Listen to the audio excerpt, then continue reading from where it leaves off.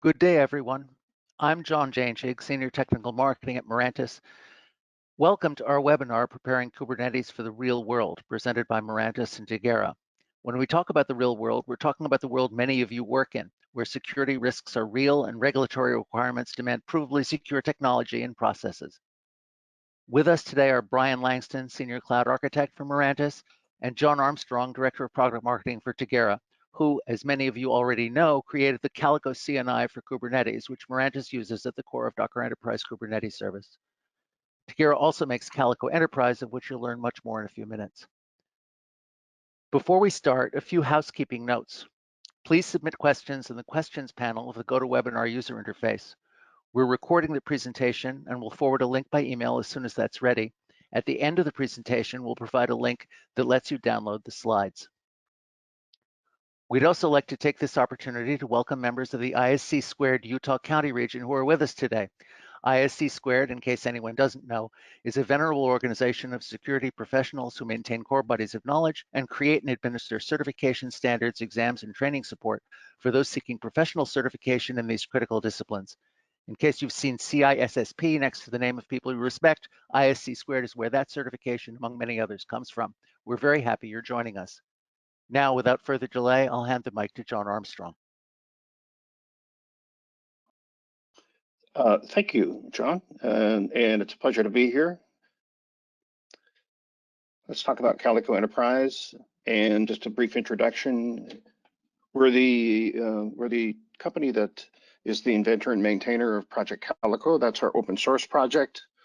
We have over 150,000 known clusters, and we also have an enterprise version of our product, Calico Enterprise Network Security, and we have various very large customers that are from the financial services, retail, and healthcare segments. So we have a lot of experience working with large organizations who are adopting Kubernetes for their environments.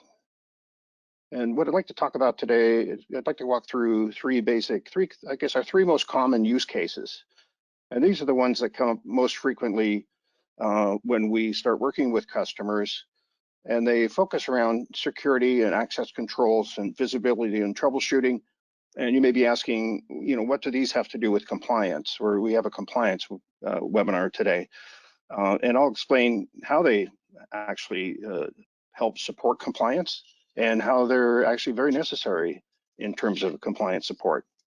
But before I do that, what I'd like to do is talk to you about how we at Tigera look at Kubernetes. Adopting Kubernetes is really not a point in time. It's more of a journey that has multiple phases and multiple stages. And we've worked with hundreds of companies, and we've identified this adoption pattern that we call the Kubernetes journey. And at stage one, really the first step, we see our customers educating themselves on the basic concepts of Kubernetes and really determining if it's going to be useful for their organization. And here's where you'll learn about the ecosystem of tools surrounding Kubernetes. And if at that point you feel like you want to move forward, then in stage two, you're starting to deploy Kubernetes in a lab environment. You're going to be experimenting. You're going to be probably making some designs. You may try to make some operational decisions on how the cluster will function in your environment. And it's generally an experimentation time. Step three is where you start to deploy a pilot application or workload. It may not be mission critical, but it's something you can experiment with again. And in this phase, you're really getting some experience that you'll need when you decide to migrate into a production environment. And this is a very pivotal point in the Kubernetes journey. This is where we see a lot of organizations approaching us at this point and saying, hey, we have some challenges that we need your help with. Because in step four, when you move into initial production applications, before you can do that, you're going to encounter some security requirements. In fact, whether you're in IT ops or DevOps, and you're going to make that move into production, you're eventually going to have a conversation with your security operations teams. and they're going to be probably very firm about you applying access controls to the Kubernetes environment before you can actually connect to the broader IT environment, and move to step 5 eventually by mass migration into the Kubernetes world. So think about where you are in that journey, because what I'd like to talk about is the way that we can help organizations make that change from stage 3 to stage 4, from pilot to production, is seamlessly and smoothly as possible. So here's a first use case that applies to that transitional stage. And at this point, the first thing you're thinking about is, we want to connect the Kubernetes cluster to outside resources. Otherwise, it's really just going to be an island with very little purpose. You want to be able to connect to databases, maybe cloud services. You definitely want to connect to other apps somewhere along the line, or maybe just an API like Twilio. The thing here, the challenge is that Kubernetes workloads are ephemeral, and really their IP addresses can't be predicted, and that makes it very difficult for you to define fine-grained access to any outside resource. But again, your security or even your database and service owners in the business unit, they're going to want you to limit access to only those individuals who do need access to perform their functions. And that's what we call a least privilege model. So most applications are stateful, so they're going to need to connect to a database. And if you think about your IT environment now, if you have Kubernetes there, a majority of your existing workloads are not going to be Kubernetes. They're going to be non-Kubernetes, but your Kubernetes applications and workloads are going to need to communicate with them. So here's the next challenge. Not every pod should be allowed access to any or all resources, and by its nature, Kubernetes is open. So any pod can access anything is accessible. There are no security controls inherent to Kubernetes. So fine-grained network access controls are going to be a definite requirement. And here's what we can do. We have a proven way to limit egress from one specific pod out to a specific resource by using a network policy model. That includes egress rules that enable connectivity to DNS endpoints. So really the best practice here is to connect to a resource using a fully qualified domain name. And while resource IP addresses may change, usually the fully qualified domain name will remain static. So we also have a feature called allowed egress domains. And by defining a fully qualified domain name as well as a port, you can allow one specific pod or a set of pods to access an external resource based on a label selector. We also have another way to do this. This is really connecting to outside resources using controls within Kubernetes. We also have a way to enable Kubernetes to access external resources using outside resources, outside control points like a firewall. I'm not going to get into that in this discussion, but that's another way that we can manage egress access control. We have an egress access control gateway. So visibility and troubleshooting seems like a pretty basic requirement in any IT environment, but in the Kubernetes world, it's a little bit more of a challenge because Kubernetes, it doesn't use, let's say Kubernetes is not based on IP. It has different contextual elements to it, like labels, pods, namespace. So you have to deal with Kubernetes on its own terms. And as we know, visibility into Kubernetes is a big challenge. It's a big problem because without visibility, you have no way to actually see what's going wrong in the environment. So you're flying blind. And because conventional network monitoring tools don't understand Kubernetes context, they're just not going to be effective at all. So you think about it, without visibility, when a connection is denied in your Kubernetes environment, it's virtually impossible to identify which network security policy denied the traffic. And you can manually log into nodes and review systems logs, but that's just not practical or scalable as your Kubernetes environment expands. So what we do here is at Tigera, we actually enable you to monitor all the logs and connection attempts inside and outside the cluster with metrics. And we do that with flow logs that actually contain the Kubernetes context, including namespaces and labels, and also which network policies have evaluated the traffic or accepted or denied the connection. And we also have some nice visualizations in our GUI, which make it a little bit easier to understand what's happening in your environment. So we have flow logs that are graphically displayed on a flow log visualizer. And these have the context required to help you debug connectivity problems and security issues. The next use case I'd like to talk about is implementing existing security controls. And if you think about it, that's going to be very important. You've already invested a lot of money in your existing IT environment to introduce security controls as part of your IP environment. So you want to be able to fit into that as well and leverage those. So if you think about it,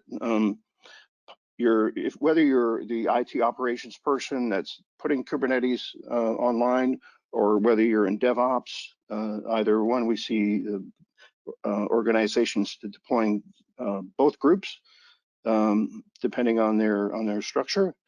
You're going to need to implement security controls really not just on a per app basis, but globally. And you're also going to want to receive alerts if those security controls are tampered with.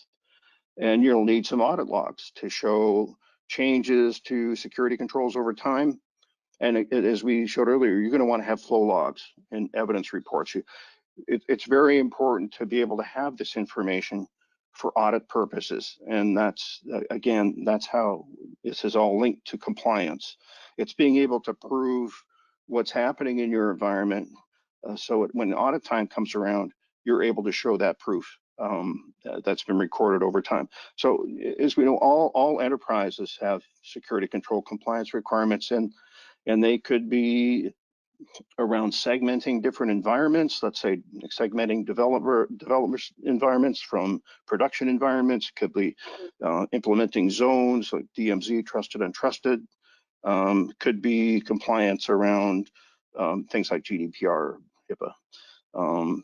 So if you think about migrating applications to Kubernetes, the host-based workloads really that abide by security controls are going to now be Kubernetes pods, and those security controls will still be able to apply. So applications running in the same cluster may require different security controls, but we can also manage that as well. So in terms of applying existing security controls, they're really designed for hosts, and many barely even support cloud. And they don't, again, the problem here is they don't understand Kubernetes context, like pods and namespaces. They're also static policy definitions, and they typically don't align with dynamic pod scheduling. In a Kubernetes environment, it's an environment of constant change. Dynamic is absolutely the word for it. But without monitoring, there's no visibility into network connectivity, and again, without logs, you really can't prove compliance with controls. So what we are able to do here is we're able to configure security using network policies, so that new workloads can fall under existing policies by simply applying the appropriate label. So what you see here in this example is that the dev is not allowed to connect to production, to prod, in this policy example. So by just applying a label to a workload, instead of creating new policy every time, we're able to relatively easily scale up the environment and also fit in with the dynamic nature of Kubernetes. Just a few slides here to show you some of the user interface capabilities that we have to help you in your support of your environment, to manage your environment, to have that visibility into the environment and see what's happening, what's going on here.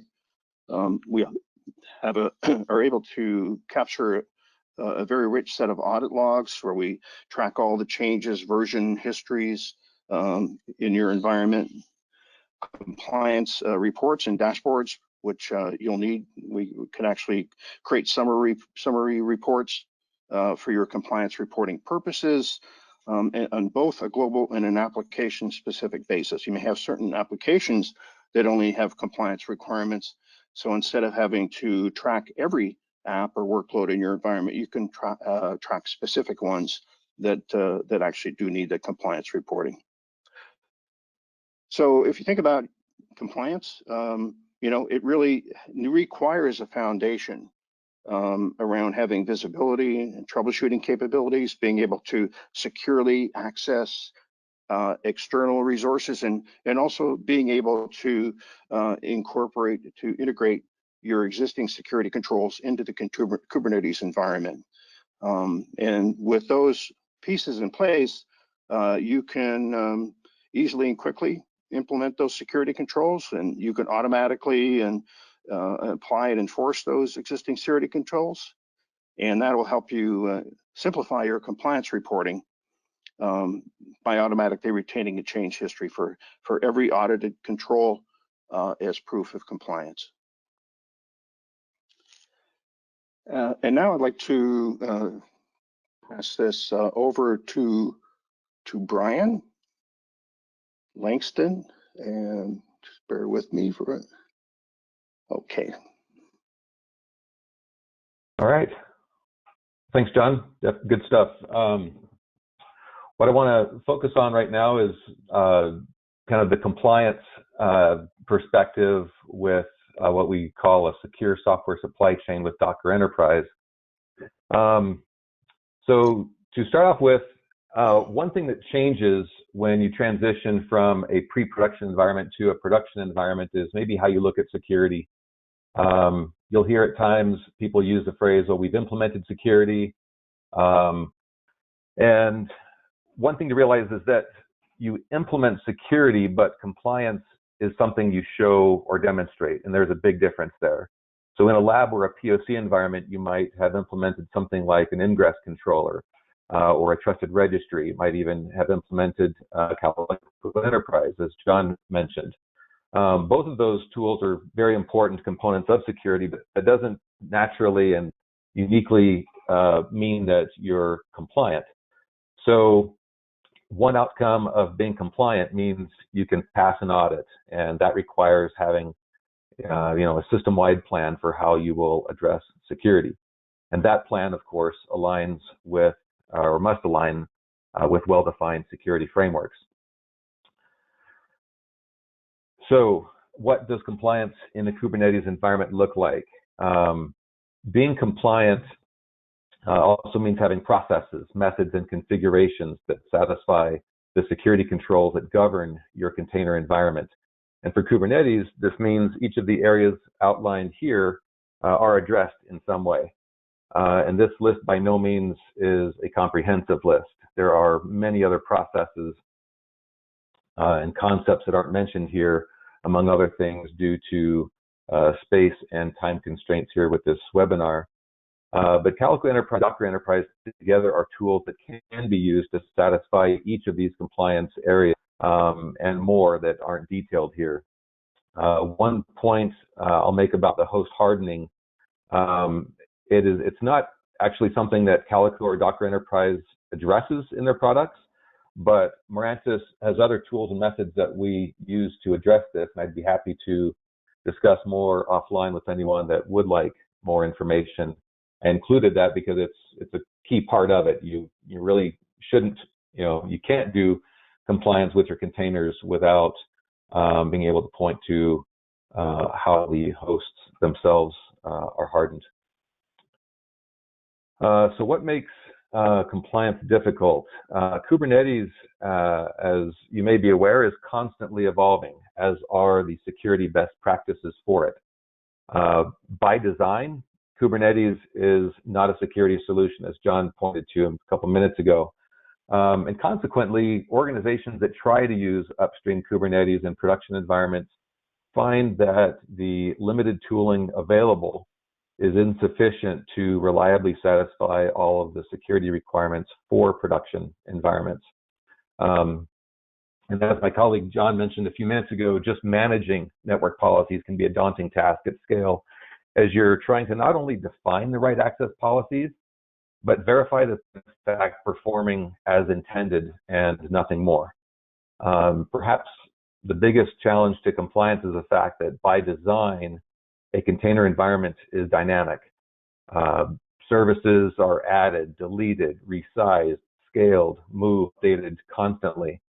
And since you can't really certify a static configuration the way you would with legacy workloads, you're forced to rethink how you approach compliance. So, evolving towards production, life changes as an organization evolves towards a production environment. Traditionally, the POC and early stage pre-production lab environments, they have fewer restrictions for the sake of speed and the amount of learning that has to happen within the environment. So as a result, developers oftentimes have complete freedom to deploy at any time with full access to services and resources. Network access is commonly wide open. Images are oftentimes pulled from untrusted sources that may or may have known vulnerabilities. So, conversely, your production container environment will need to graduate, mature, evolve, and grow up. It'll need code reviews. Access controls will need to be defined at a very granular level. Trusted registries should host certified images free from vulnerabilities. And the registry itself should help you keep your image versions to a minimal number. There's no specific number to suggest. It's just, enough images to support your operations. Something you can promote to and roll back to as needed. So, in short, evolution towards production requires significant maturation in terms of lifecycle management. Now, at Mirantis, we talk to our customers about the concept of a secure software supply chain. This slide shows what that concept might look like in practice. On the far left, you have developers that code and test iteratively and locally. CI/CD tools are used to build images and integrate with other inputs to come up with the final image. And then at the image security and governance phase, this is where images are stored in a registry, ideally scanned, for vulnerabilities. The images that pass the various security checks at this stage and pass other organization-specific policies are those that are promoted to production. And then once in production, other security checks can be applied with various tools to raise new security issues.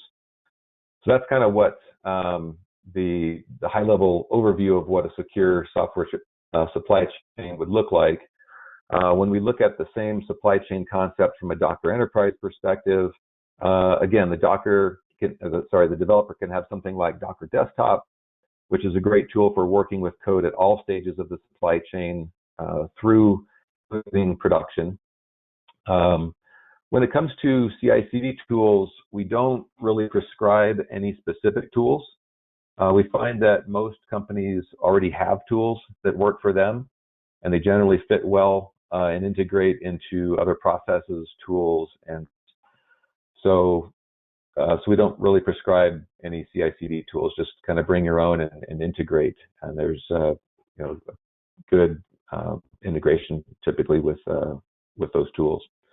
At the image security and governance phase, Docker Trusted Registry, or DTR, as we refer as an acronym, is a really important and helpful tool that embodies the security best practices that are expected in a container environment. DTR performs vulnerability scans, it performs image signing and automated image promotions based on organization policies, among other things. There's a lot of parameters that can go into that. Docker Enterprise's Universal Control Plane, or UCP, on the far right of this slide, is an example of a tool for ongoing production control at runtime. So UCP supports both Swarm and Kubernetes so that we can orchestrate containers at scale. It also provides visibility and capabilities to put enforcement of image signatures in place at the cluster level to give you that security.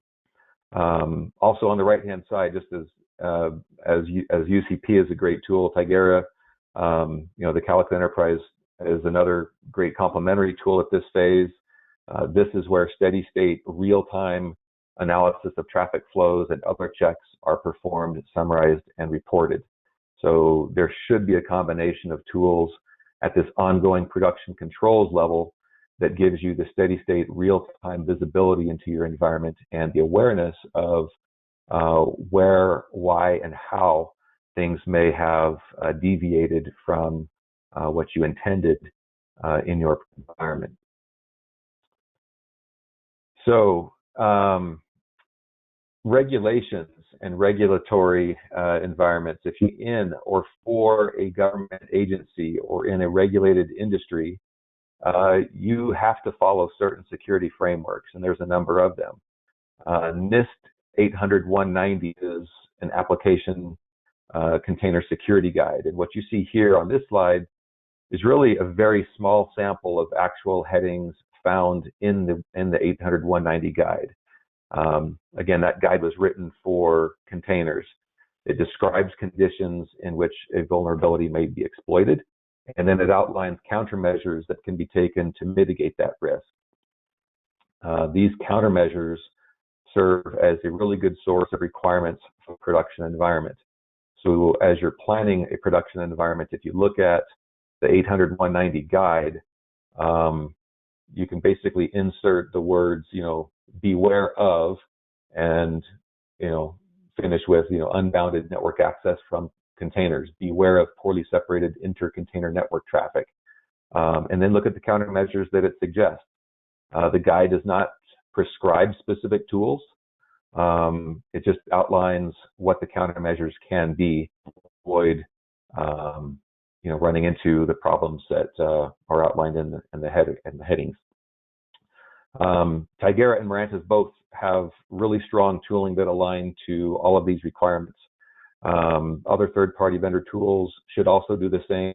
And I would suggest as kind of a best practice to, when you're looking at third-party tools for a production environment, look back at documents like 800-190, or there are other regulatory framework standards like 800.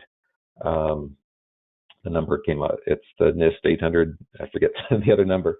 But it's the main body of NIST controls that would really apply to any IT environment. So look at those controls and look at the tools that you are evaluating to see how much alignment there is, how much your tool will give you in terms of the compliance alignment. FIPS 140-2 is a U.S. government standard for cryptographic modules. And Docker Enterprise is the only container runtime that is 140-2 compliant. And for anybody that would like to dive deeper into specific security controls related to container technologies, I'm put a kind of a note there at the bottom just to look at that 800-190 document, and more specifically at Appendix B, 53. That's the number I was thinking of. So those security controls are based on the 853 and the cybersecurity framework that NIST has published. All right, so just continuing on with regulated industries, for those that are in, let me stay there. For those that are in regulated industries, and even for those that aren't, I want to leave with you a few best practices that we've found effective based on our experience and just working with customers, various use cases, and kind of operational and security requirements. I'm not going to go through each one of these, but the first one is deploy what you know and only what's required. And this refers to the idea that if you're not sure if you should include something in your image, or you don't know its origins, how the image was composed, don't put it in the image or don't deploy it. It's a pretty simple idea, but really important. Ensuring deployments are in compliance needs some explanation here. So since IP addresses are ephemeral in a Kubernetes environment, we need to use other attributes to identify and audit workloads. This might include metadata and labels that identify infrastructure that must align to your compliance controls. When you use labels or fingerprints as an identity, you can then begin attaching the security controls you need for compliance. So from there, you would write policies that interact with your labels. And if there's an element in your architecture, for example, that's labeled for PCI, then it doesn't matter what specific kind of element it is, your PCI-related policies should apply automatically no matter what. So that kind of ties into the orchestration that you do, and the fact that you should be orchestrating security just like you orchestrate your code. Do continuous testing, monitoring, measuring, assessing. The last one I'll mention is embracing zero trust network security. You need to assume that you have one or more compromises in your network. Acting accordingly means implementing multiple enforcement points in and outside of your pod and hosts. If a single enforcement point gets compromised, the infection won't be able to compromise your security posture. And by implementing multiple interlocking and partially redundant security controls at every level of your stack, you essentially eliminate the possibility that a single compromise can own your entire system. So there's certainly more best practices that could be mentioned, but it's definitely more than what one could mention in a single webinar. But I want to summarize a few key points. Network policy management is complex, especially at scale in production. We've worked with some customers of ours to kind of do friendly audits, if you will, kind of reviewing their Kubernetes implementation, looking at how they've implemented network policies, if they've implemented them at all. In some cases, customers haven't really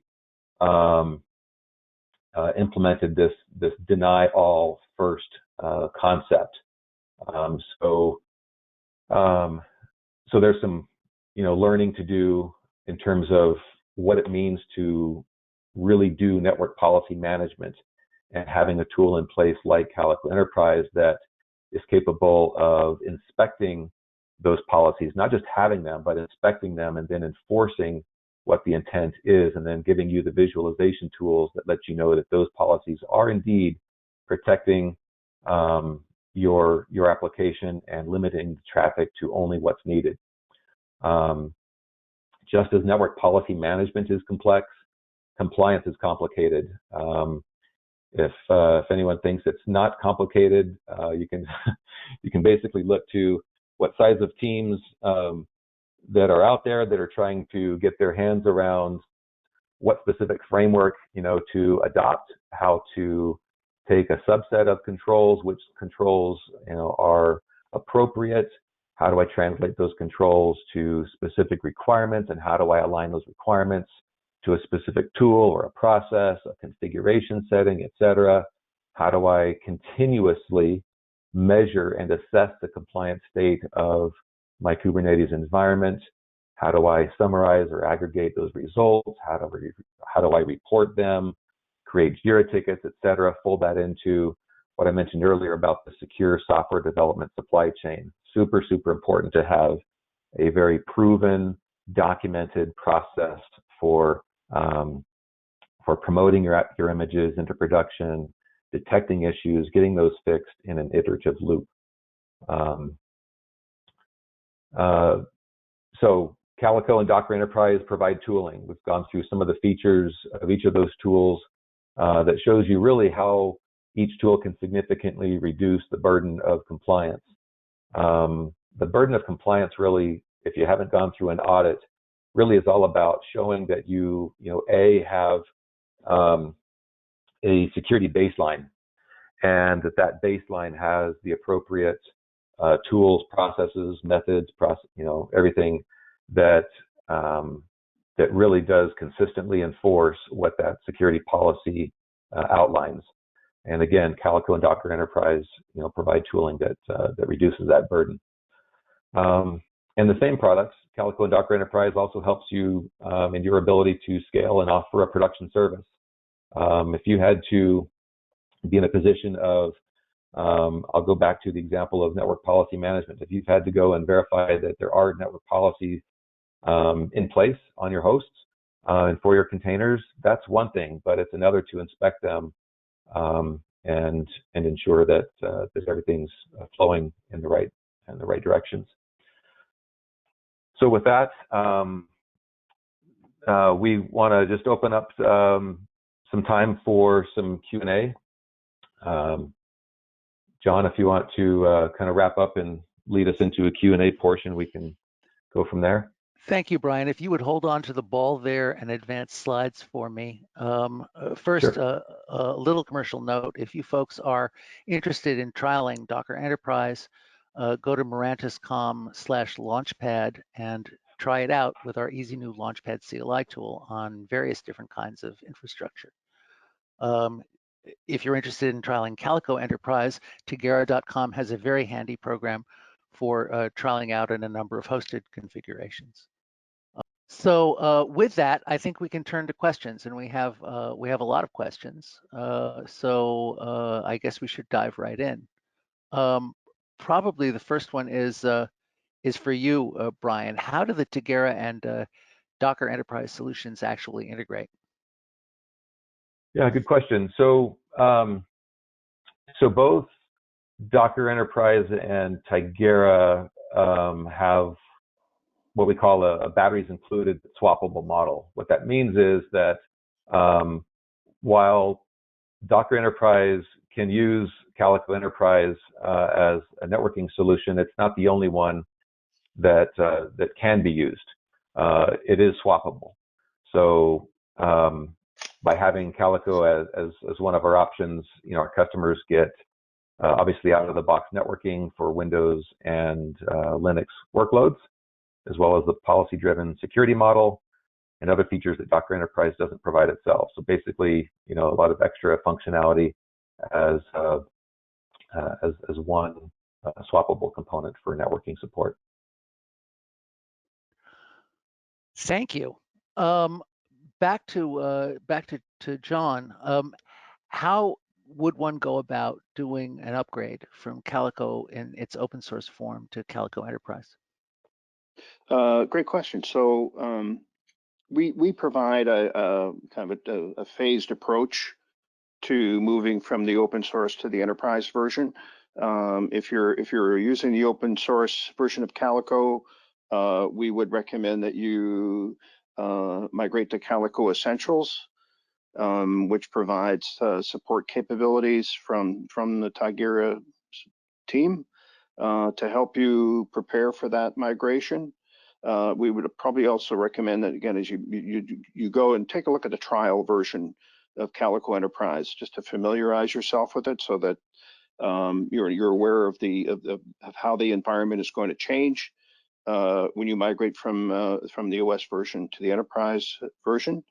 And we can help you. Our customer success team can help you make that transition very smoothly from the open source to the Calico Enterprise version.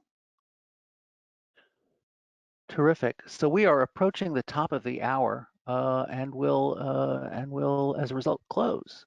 I'd like to thank both our speakers, John Armstrong from Tigera and Brian Langston from Mirantis. And again, thanks to the ISC Squared Utah chapter members who joined us. We will distribute the slides and recording by email by Monday.